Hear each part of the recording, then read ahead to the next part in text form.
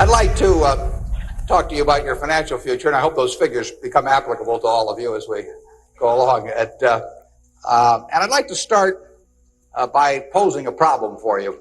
And incidentally, I'm just going to talk for a couple minutes, and we'll do Q&A, because what we want to do is talk about what's on your mind. But I'd like you to think about this for just a second. If, as we walked out of here today, I said I would like to buy 10% of your financial future, I was going to write you a check today, and from this day forth, you were going to give me 10% of everything you earned. How much would you want to charge me for that? I'm going to buy 1/10 of you. And I may take the low bid, incidentally, so be careful what you write down. Well, I think if you thought about that a little while, you can contemplate that for a few minutes. You know, you're going to get a check from me today, and you can do anything you want with the money, but from this day forth, you have to give me 10% of what you earn. I think it would be very foolish of you, any of you, if you asked for less than, say, $50,000. Now, it's going to be a few years before you're out earning money, and so I've got a few years of dead money there, but then I would start getting this royalty on you as you went along. So I really think that if you thought about it, most of you would want a fair amount more than that, and I think you'd be right. Fortunately, I didn't make this deal with anybody when I started out, so nobody's got a 10% royalty on me. But I think that $50,000 would sort of be the absolute minimum. And if you think about that, that means that right today, you are worth $500,000, because if 10% of you is worth $50,000 in cash today, your potential is worth a minimum on a 100% basis of $500,000. That is the big financial asset you've got. It's way more important what you do with that $500,000 asset that you own today than whether you decide to buy stocks or bonds, or whether you put your money in a mutual fund or pick your own stocks or anything of that sort. The biggest financial asset that you have going for you by miles is the value of your own earning power over the years. So that's really what you should focus on. If you're focusing on your financial future, that means you should focus on you. Because whether your 10% is worth $50,000 or $100,000 or $300,000, which would be $500,000 or $1 million or $3 million for all of you, whether it turns out to be one or the other is really dependent in a very large part on what you do in the next few years. All of you in this room have the brains to do extremely well in life. You've all got the energy to do extremely well in life. And then the question is, how do you apply it? If you've got a 200 horsepower motor, do you get 200 horsepower out of it? Do you get your full potential, or do you get 100 horsepower or 50 horsepower? Now, there's two things that can hold you back in getting the full horsepower out of your engine, whatever it may be. All of you have big enough engines. And one of those is a lack of education, but that probably isn't going to happen to very many people in this room. If you did have a lack of education, if you didn't have a chance to get a decent education in life, it wouldn't make any difference what that potential was, because you'd never unlock it. But the second most important thing, and equally as important, is in terms of the habits that you develop, in terms of what you do with yourself. When we hire people, we look for three qualities. We look for integrity, we look for intelligence, and we look for energy. But if they don't have the first one, integrity, the other two will kill you. Because if you're hiring somebody without integrity, you really want them to be dumb and lazy, don't you? I mean, last thing in the world you want for them is to be smart and energetic. So smart and energetic only goes with integrity. You know, you make your own decision on that. You can't change your IQ or how far you can throw a football or how high you can jump or the color of your hair very easily. But you can elect to have integrity that matches anybody else's. And if you match that with intelligence, which you have, and energy, which you have, you will get an extraordinary result, and you'd be very foolish to sell me 10% of yourself for $50,000. On the other hand, if you don't match it with that, your potential will, in a significant part, go unused. And I'll give you a little simple test to apply in terms of thinking about the kind of habits you want to develop, because you can have any habits you want to be. You can be lazy, you can be prompt, you can be late, you can be honest, you can cut corners. I mean, you have all these choices. And those are choices for you to make. Nobody else is going to make them for you. And I would suggest that you play this little game with me too.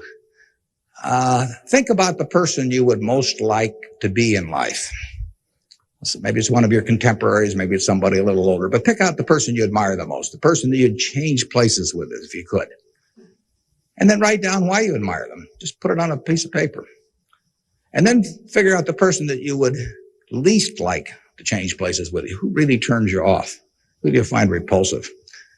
And list the reasons why that person turns you off so much. And put those down on the other side of the paper. And then look at that list. And you'll find that everything on the left-hand side, what you admire in other people, the qualities they bring to life, cheerfulness, generosity, all kinds of things. You'll find those are things you can do yourself. It's very simple. You got to apply yourself, but the habits you form in doing that early on will carry you through life.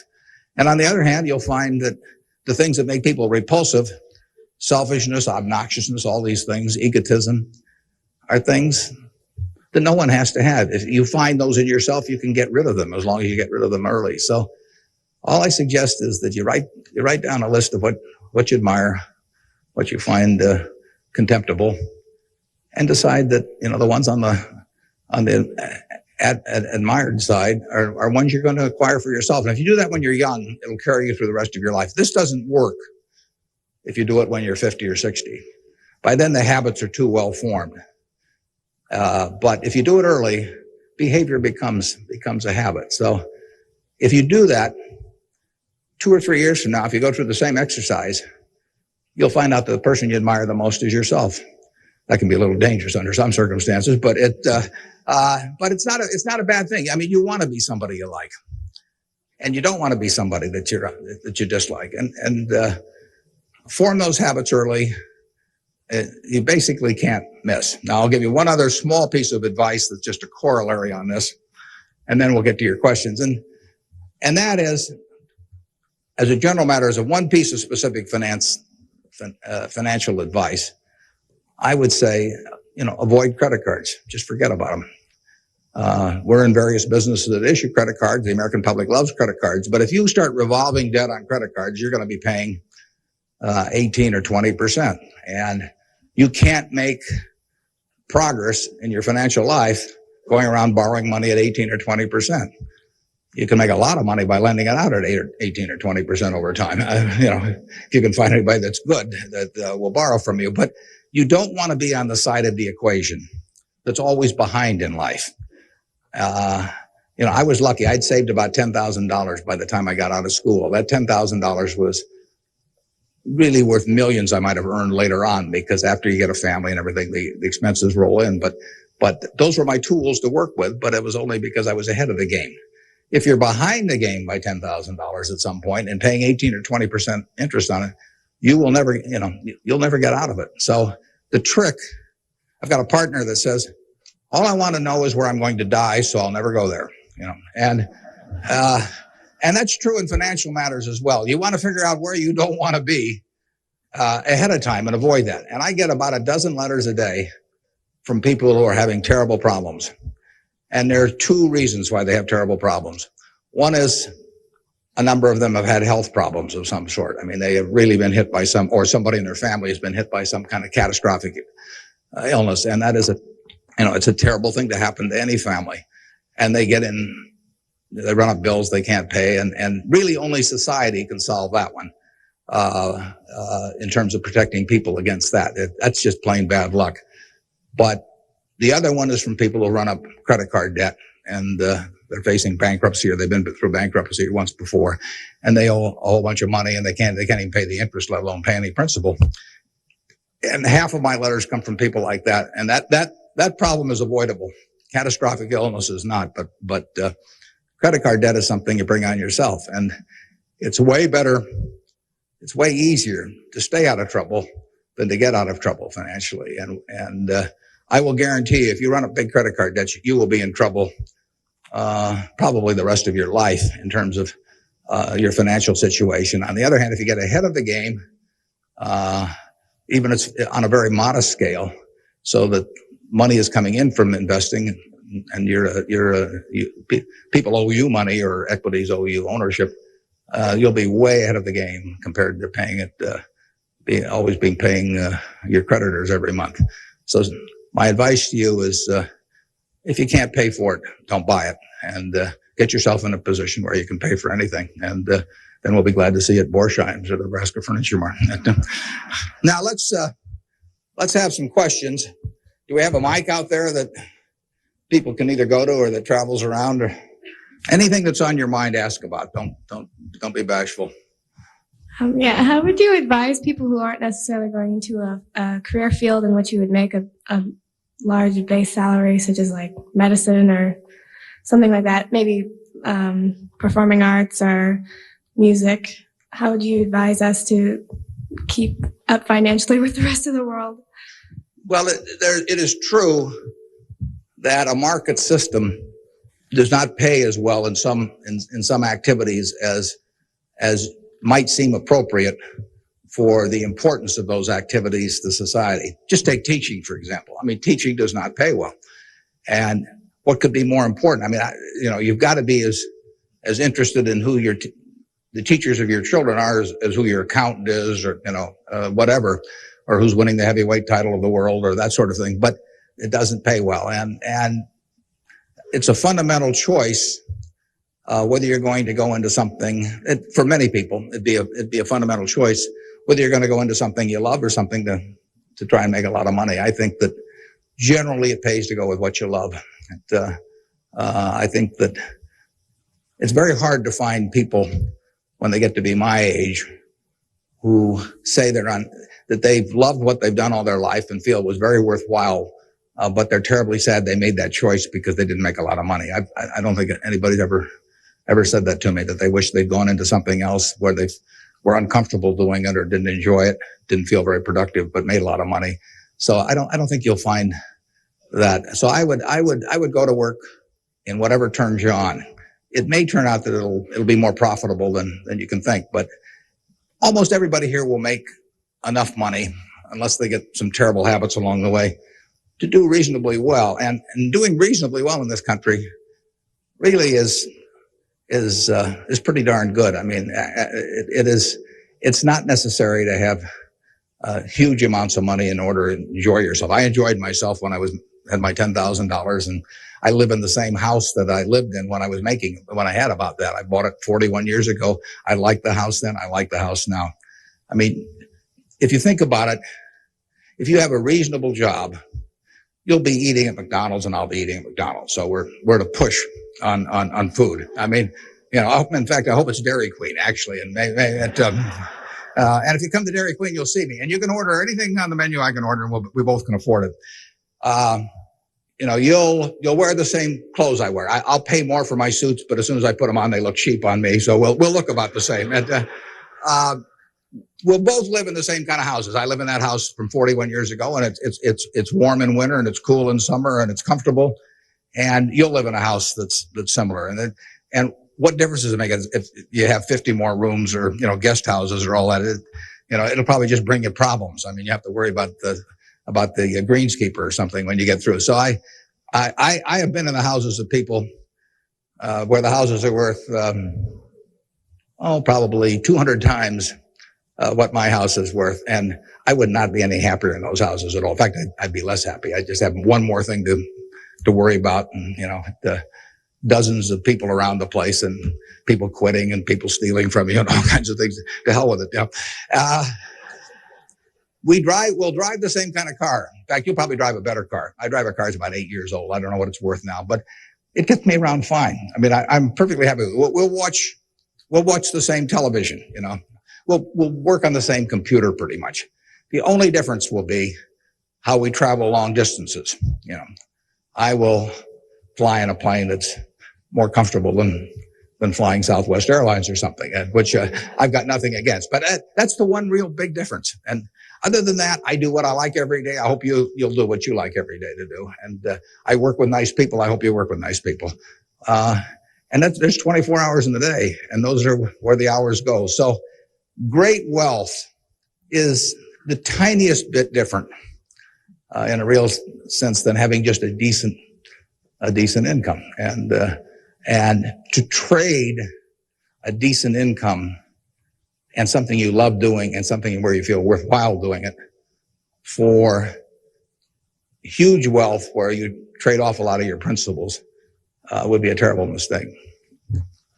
Would you now acknowledge your success more on yourself or from the help and teachings of others? Well, I was very lucky in life. If you tell me who your heroes are, I will make a pretty good prediction about what you're going to do. And I had the right heroes. I was very lucky in life, and my heroes never let me down, and started with my dad. And then I had others in business. And so I have had great teachers, some formal teachers, some that were just informal teachers by instinct or example. And if I hadn't had those, my life, I'm sure, would have been very different. If I'd been born any place else. When I was born in 1930, and at the time, 1 out of 50 births in the world were in the United States. So I came in against 50 to 1 odds against being born in the United States. I would have been a disaster, if I'd been born in Afghanistan or Peru or someplace. I mean, I was extraordinary. I won the lottery the day I was born, by being born in this country. So have you. The odds were probably 40 to 1 against you being born in this country. And it were 5 times more likely to have been born in China, or 6 times, or 4 or 5 times more likely to have been born in India or some other place where it would not have been as easy to exploit the full potential of your talent. So we've all won the lottery in that respect. And that's just plain luck. And I was lucky to be born at this time. Capital allocation is something that pays off extremely well in this society now, but it doesn't pay off in other societies, and it didn't pay off, many years ago. My friend Bill Gates says that if I had been born a few thousand years ago, I'd have been some animal's lunch. I can't run very fast, and I can't climb trees, and I just happen. Those are talents.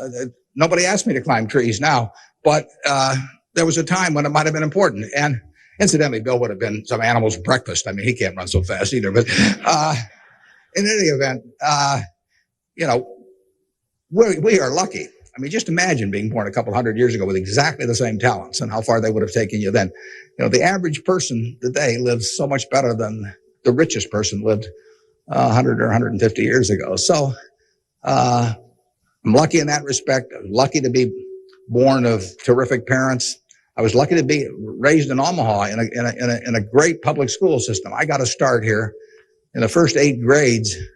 That gave me a foundation that later, when I went off the track a few times, carried me through, because I had a terrific grade school education right here in Omaha at Rose Hill. And one of the reasons I had it, incidentally, is kind of unfortunate, but I had that great education in part because women were being enormously discriminated against. And so a woman at that time could be a teacher, she could be a secretary, she could be a nurse, and that was about it. So you had half the talent pool in the United States limited to just a few jobs. So you had an abundance of talent in those activities like nursing or teaching, because that talent with males was spread across every form of work activity there was, but with women it was concentrated in a few areas, and that benefited me. It's kind of sad because it didn't benefit those teachers, but I was very lucky, and I've really been that way all my life. And what I do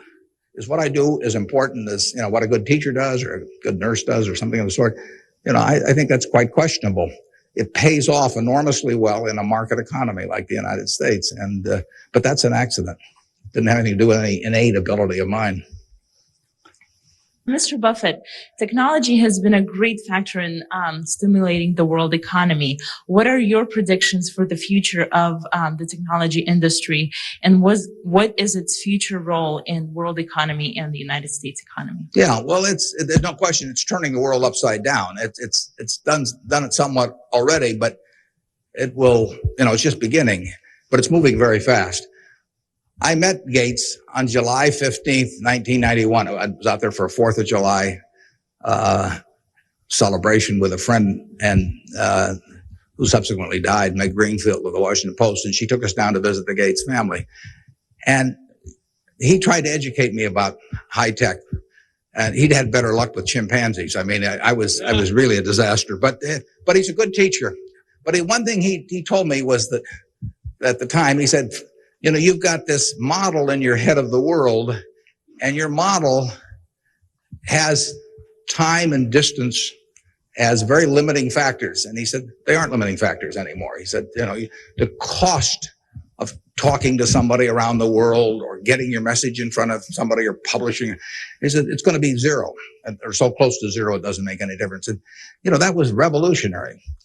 But it's happening already in a very, very big way. And it's just, 8 years later, and it's exploding. So high tech, information technology, whatever you want to call it, is changing the world, and it's going to change it in a very, very big way. And it'll change. I mean, that's one of the things I think about in businesses we buy. We announced the purchase yesterday of a furniture retailer in Boston, in the Boston area. And, you know, I think to myself, what effect does this new world have in terms of the internet on furniture retailing? I mean, you have to think about questions like that. The changes will be huge. I played bridge yesterday with people all over the country, but I played it with people all over the world. I just sit down on my computer and I've got some popcorn there and I'm in khakis and a sweater, and I can have a bridge game in 30 seconds with people all over the world, and no cost to it, basically. You know, that's a lot different than trying to arrange a game with 4 people in Omaha, you know, on a day when one guy wants to play golf and another wants to watch baseball. And I mean, it changes things in a huge way. We are very fortunate. I mean, it's in the degree to which the United States leads the world in this area. I mean, we have a lead. It's hard to think of who's in second place. And 15 or so years ago, this country had an inferiority complex. It'd be hard for you to remember because you weren't old enough to be around then. But in the early 80s, we were wondering whether the Germans and the Japanese were going to own everything, and that they were going to make all the steel and they were going to make all the cars and everything else, and the television sets, and we were going to flip hamburgers. That was the standard line. And just imagine in a short period like 15 years how that's changed around. In an important way, that's changed because of this information a revolution, where we, like I said, I don't know who you would name as being in second place in the world, but here's the most important industry in the world, and the United States has this incredible position, and we're moving all the time with that position. So I think that argues for a terrific future for the world over time, and I think it argues even more for a terrific future for this country. What are the best ways for youth to get started now in securing their financial future? For what to secure their financial future? For youth. Youth? Oh, well, it's not very complicated. It goes back to getting full use out of your own talents first. I mean, the difference between whether you're going to be earning X or 2X or 3X a year 20 years from now is going to be a function of how well, not how much talent you have, but how well you use the talent you already have. And so that is your best financial future is your own ability and your a capacity to use those abilities to their potential. And that can't be taken away from you. They can't even tax it. I mean, most things, if you own a piece of real estate, if they double the taxes, they double the taxes, and that changes your ownership in the property, because now, in effect, the taxing authorities own more of it because they've got a greater command on the revenue stream.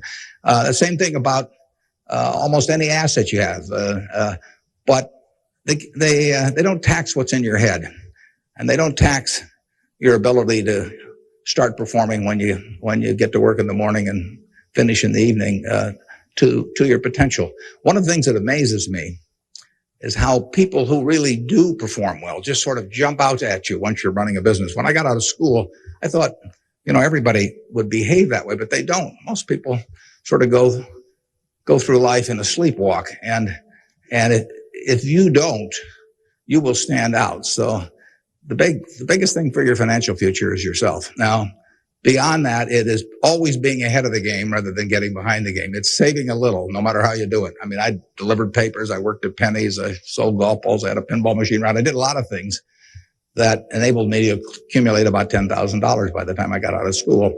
10,000 doesn't go as far now as it did then, but having anything so that you're ahead of the game and not getting behind the game is enormously important. I mean, just, if you're going to run a 100-yard dash against a bunch of people in life, if you can figure it out so that when the gun goes off, you're 10 or 15 yards ahead instead of 10 or 15 yards behind, it's going to make an enormous difference in how that race comes out. So, having some net resources doesn't make much difference whether they're in stocks or bonds, in my view, but, and not having debt when that gun goes off when you get out of school, is a huge plus over being behind the game. And, it may come from delivering a paper out in the morning. It may come from part-time work someplace, but put aside a few dollars for yourself, so that when the time comes and you enter the workforce, you're ahead of the game and not behind. And then once you get there, don't get behind by buying a whole lot of things that you figure you're going to pay for someday while you're paying 20% interest in between.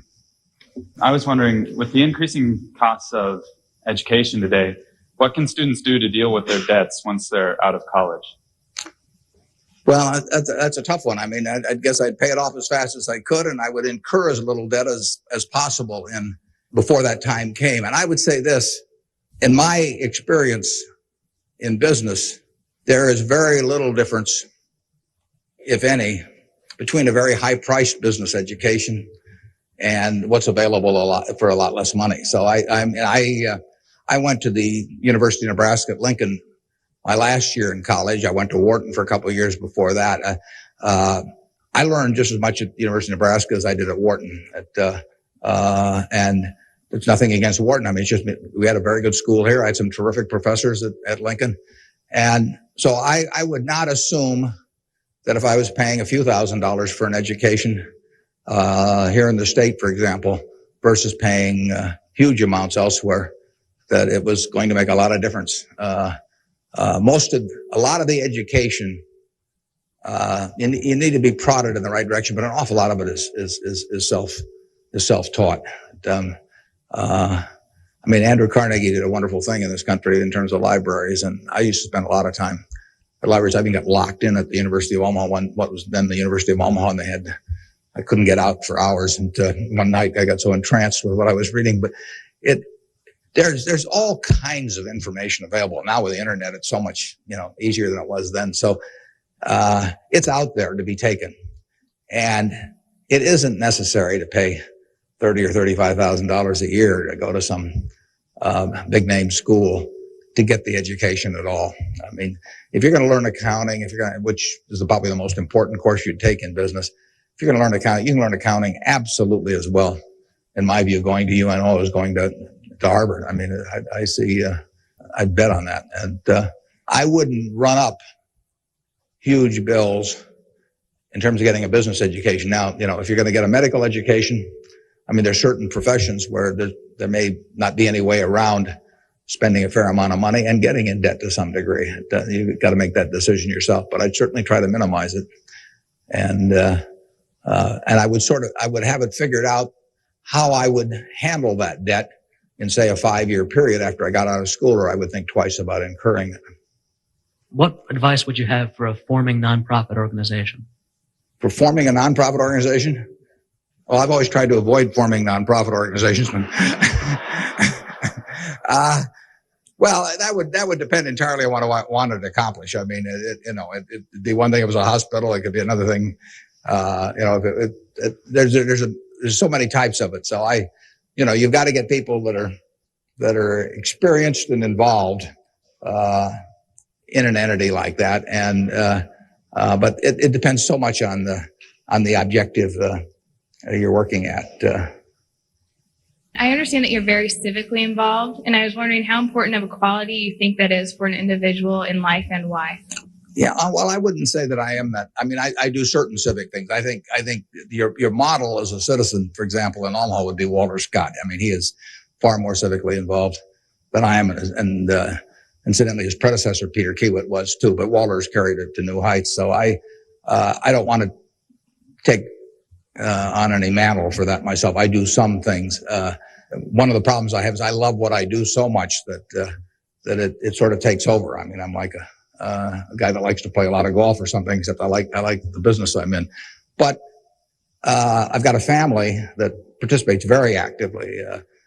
Some of my children work on almost anything that comes along in the civic area. And, in the end, people do what they want to do to quite a degree. And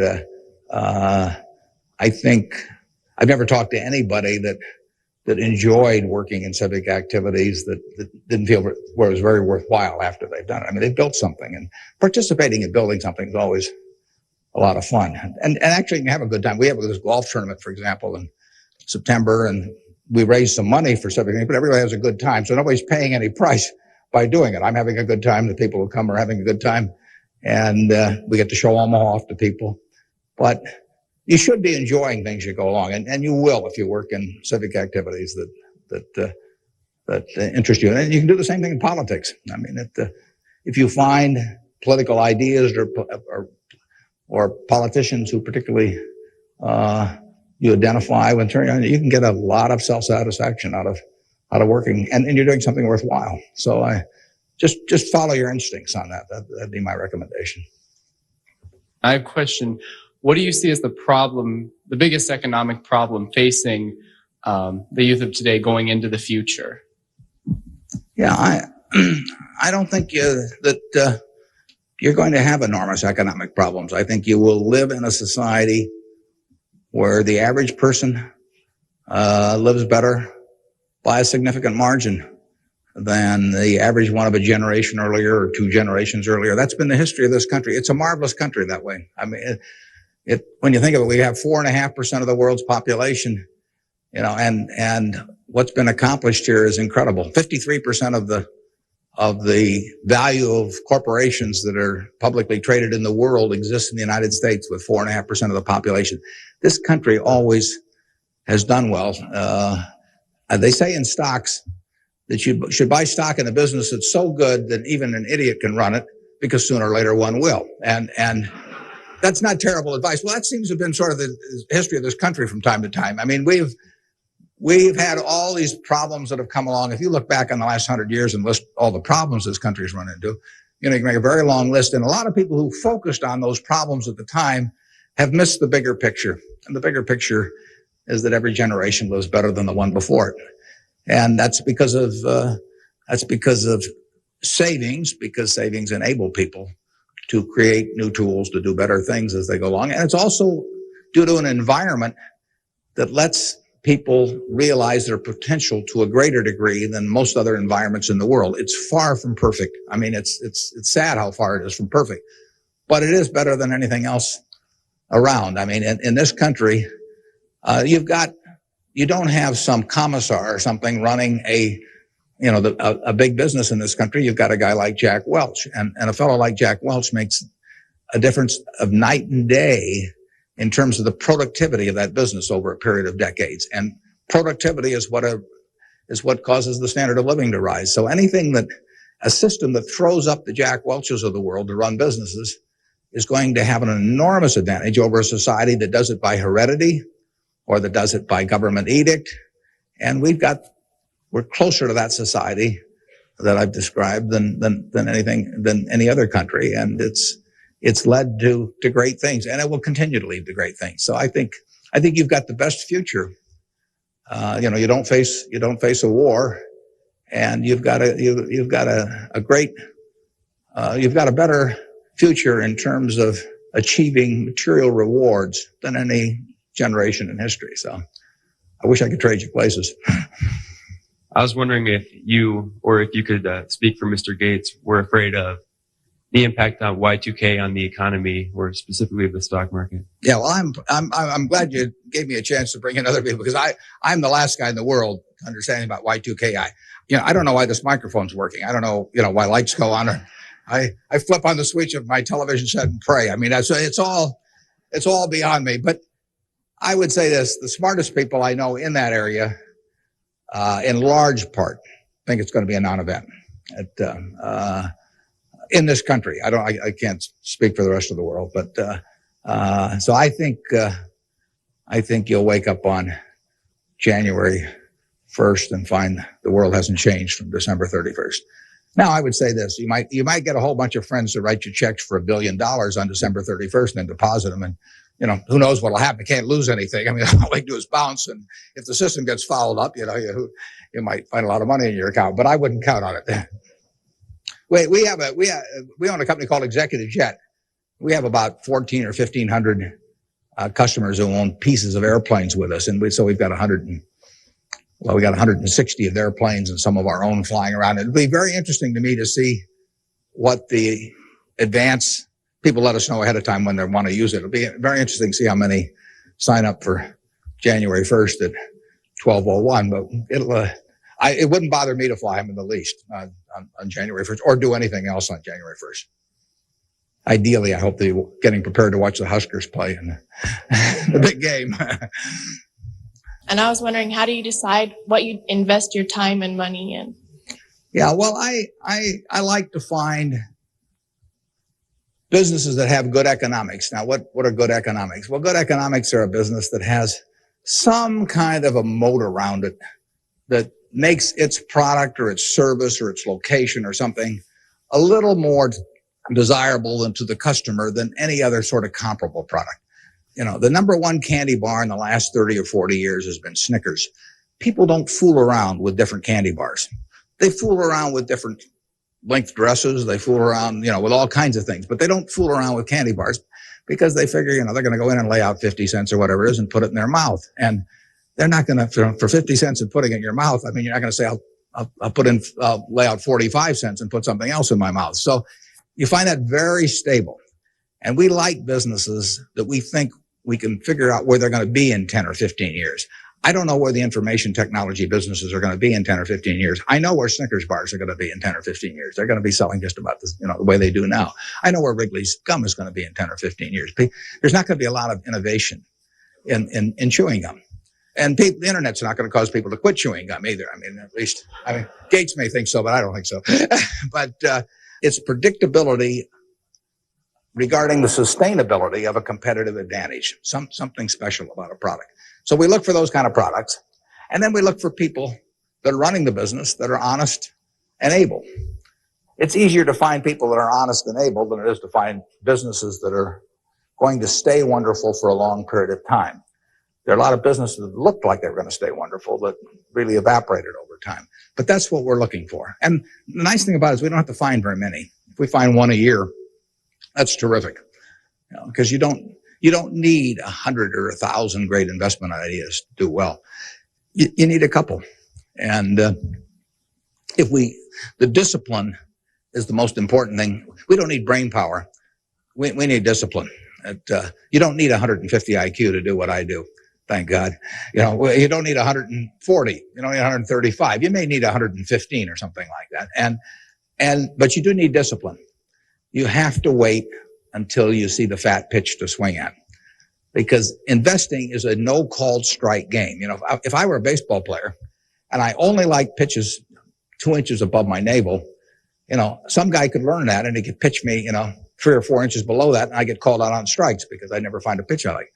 You can get called out on strikes in baseball.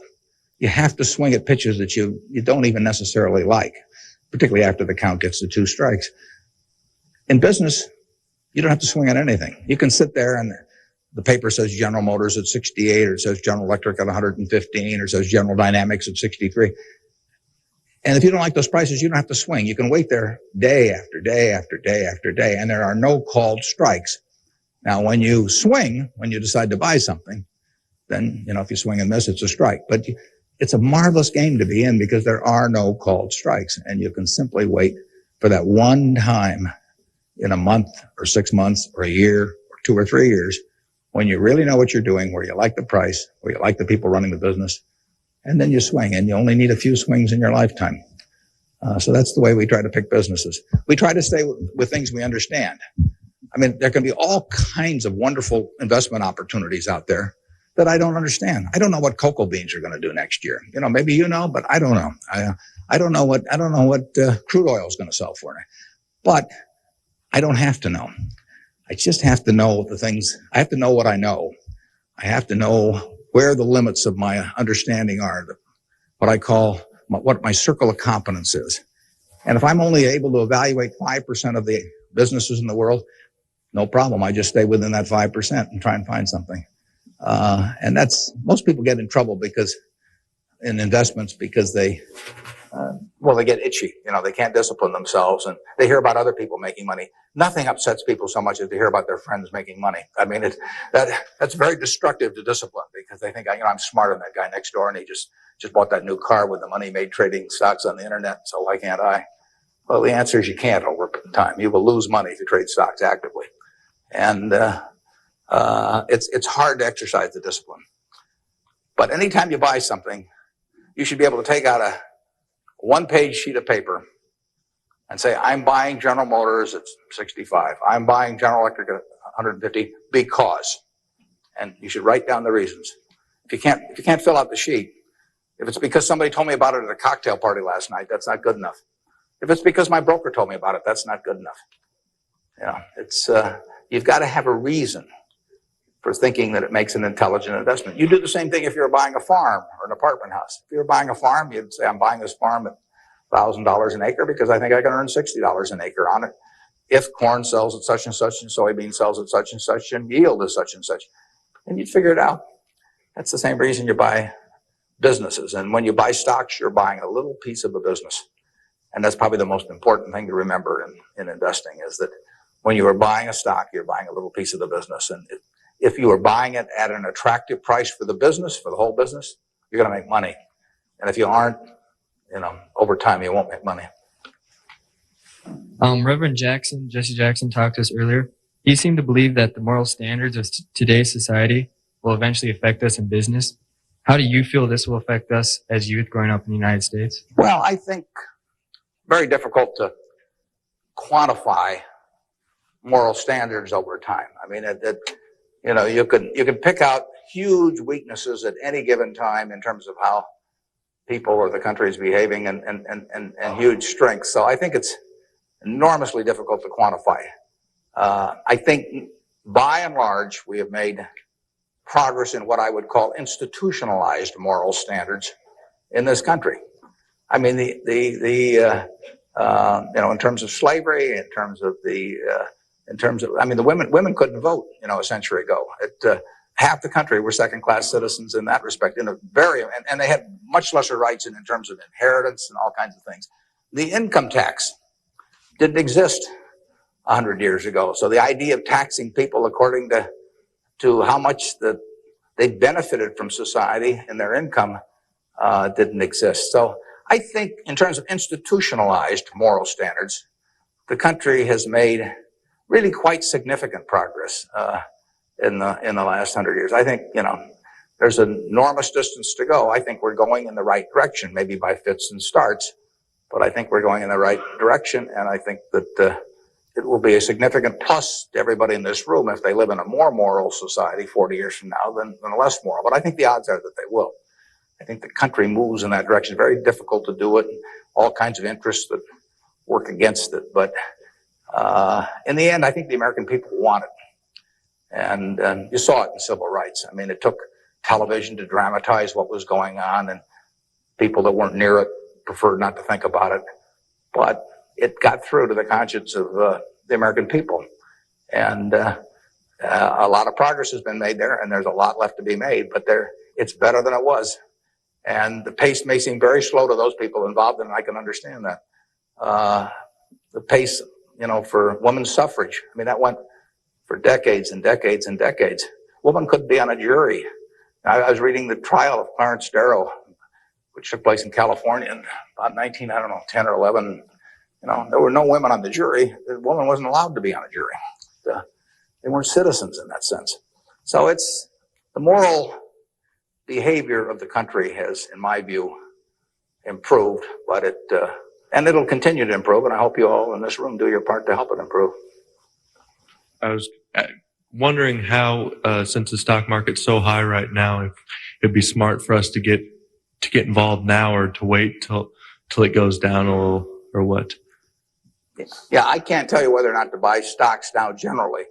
I think it's important that you save money, and whether you put it in the stock market or not, I don't think is terribly important. I think if you're interested in stocks, you should buy it, and you've got a little capital, you should buy a few. I mean, I don't think there's any way of learning about them better than experiencing it. Doing it on paper isn't the same.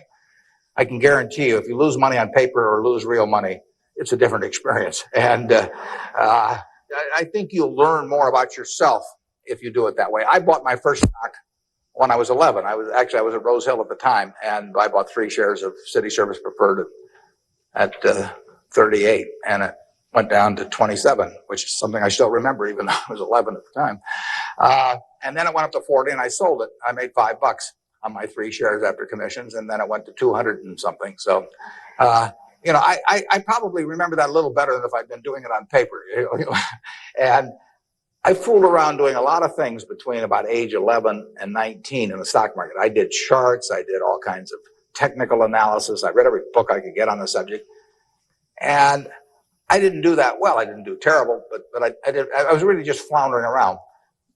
But that meant by the age of 19, when I read Ben Graham's book, I was at the University of Nebraska in Lincoln, I went and bought this book called The Intelligent Investor, just come out, and it had an enormous impact on me. Now, if I hadn't done, in the previous 8 years, if I hadn't been all over the lot, I'm not so sure that book would have had the same impact on me. I mean, by that time, I was prepared to read Ben Graham's book, which changed my life financially in an incredible way. I mean, I wouldn't be up here today if I had read that book. But yeah, part of life is getting prepared so that when something does happen that's significant, you can grasp the significance of it and know what to do with it. And I would say that first 8 years of fooling around, even though it produced nothing financially to speak of, produced a lot in terms of getting my mind prepared for when I really did read something that made sense. So I was ready to accept it. And I actually went back and went to Columbia to study under Graham, and because of reading that book, and all kinds of things flowed out of it. So I would encourage you, if you're interested in the field, to do a few things. I'd still try and make it as intelligent as possible. I would try to stick with businesses I thought I understood. I'd still get out that sheet of paper and I'd write, I'm doing this because, and just test my reasoning. And then I go back and read it a year later and see whether what you thought would be true turned out to be true.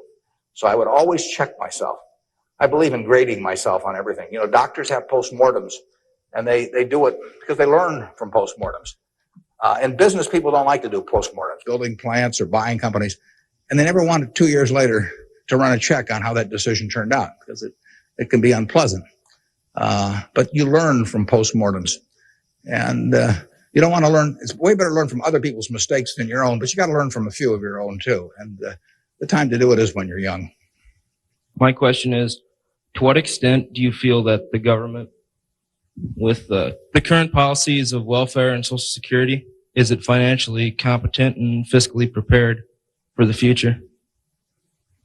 Well, I think that the country as a whole is quite well prepared for the future. That doesn't mean I would adopt every policy they have, but I think we have an enormously rich society, and it'll get richer. Everyone isn't going to participate in that. Some won't participate because of physical disabilities, others because of mental disabilities, others because of shortcomings in the education they received when they were growing up, all kinds of reasons. We have a prosperous enough society to be able to take care of those people, and we should take care of them. And how we do it so that they feel most useful in life, and how we do it so that we continue to encourage people to be more productive themselves and all that. I mean, those are not easy questions, but that shouldn't take our eye off the ball of feeling we should do something about it. I pose this problem sometimes to people. I say, let's assume that it's 24 hours before you're born. And all of you can take this test, 24 hours before you're born. And a genie comes to you. And the genie says, what was your name again out there? Whatever. We'll call you Joe. And the genie says, Joe, you look pretty promising to me. I think you've got kind of a sense of fair play, and and a good mind. And so I'm going to let you have an extraordinary opportunity. I'm going to let you design the world into which you're going to be born in 24 hours. It's yours. You pick out the political rules. You pick out the economic rules. You pick out the social rules. You design the world. And when you're born in 24 hours, you're going to be born into that world. And that's the world that's going to exist for your lifetime, for your children's lifetime, for your grandchildren's lifetime. And you, having heard of some of these genie jokes in the past, would say, what's the catch? The genie says, well, it's a very slight catch. I said, when you're born in 24 hours, you're going to emerge in this world you designed. But what you don't know is whether you're going to be born black or white, male or female, rich or poor, bright or retarded, able-bodied or infirm, in the United States or Afghanistan. All you know is that you're going to reach into this barrel, which now has 6 billion balls, as we know, representing one person, every person in the world. And you're going to participate in what I call the ovarian lottery. You're going to take one ball out of that barrel, and you're never going to get another ball. That's you. You're going to get one ball, and now you're going to emerge. Now, what kind of rules do you want to have for that society, not knowing which ball you're going to get? Now, that I put to you is the way I think people should think about social policy. And if you're lucky enough to be born in this country, you've won the lottery already. But we should have a system, in my view, that encourages the Jack Welches and the Bill Gateses and all of that to work far beyond the time when it has any economic significance to them. We want people commanding those resources who are extremely able at commanding them. That's how the standard of living moves forward. So we should want Tom Osborne coaching in Nebraska. We should want Bill Gates designing software, and we don't want to mix up those two. We don't want to get Bill coaching in Nebraska. So you want a system that gets people to their potential and puts them in the position where they can do the most good for society. But you also want a system for the people who get the wrong ball. I mean, somebody's going to get the ball, that says 80 IQ. Somebody's going to get the ball that says this disease or that disease early in life that cripples them. And we've got a rich enough society that we can take care of those people. And I think that, to get back to your question, I think that this society will move more and more in that direction. It has the capability of moving more and more in that direction as our resources and our output increases. And I think that it has the will to do that in a general way, although, like I say, there have always been lots of fits and starts. So there is no shortage in the United States of resources. There's no shortage of output. You have to have a system that encourages people to behave to the limit of their abilities and puts them in the right place. But then you have to make sure that everybody gets taken care of, too. And I wanted to know, how do you think the media affects the world economically today? Well, it's a small question. Well, what it obviously does, simply because it's moved so far technologically, is it's brought it together in a big way. I mean, I was over in China a few years ago, and I was right after the time of the women's conference in Beijing, and I was reading the Chinese coverage of that conference, and of course it had nothing to do with what was taking place, but the internet was coming in, and you can access the Washington Post or the New York Times or anything. I get the Washington Post at 9:30 here at night. In effect, I never could get it the next day through physical delivery, but by electronic delivery, I can read it. Probably earlier than most of the people in Washington are reading it. So the ability to communicate and the degree to which the world can have awareness of what's going on every place in the world is just, it's been a quantum leap. And, that will have, there are a lot of things that come out of that. And, net, they're a plus over time, but the ability of information to be available to everyone worldwide almost instantaneously, it can be huge advances in things like medicine, for example, just to pick one. So it's a net plus. It has a big effect, and the definition of media has now been expanded enormously. I mean, there were 3 television networks in in the early 1960s, and that was it. There were 3 highways information traveled electronically. And if the 3 pieces of information were I Love Lucy, and something else, those were the 3 choices of information or entertainment that you had for tens and tens of millions of people sitting there looking at a tube. Now it's unlimited, and that's only, 3 or so decades. So it's just exploded, and it'll continue to explode. And net, I think it's a plus. And I think it's 1:00. I want to thank you all. I wish you well. You're going to do terrific. Thanks.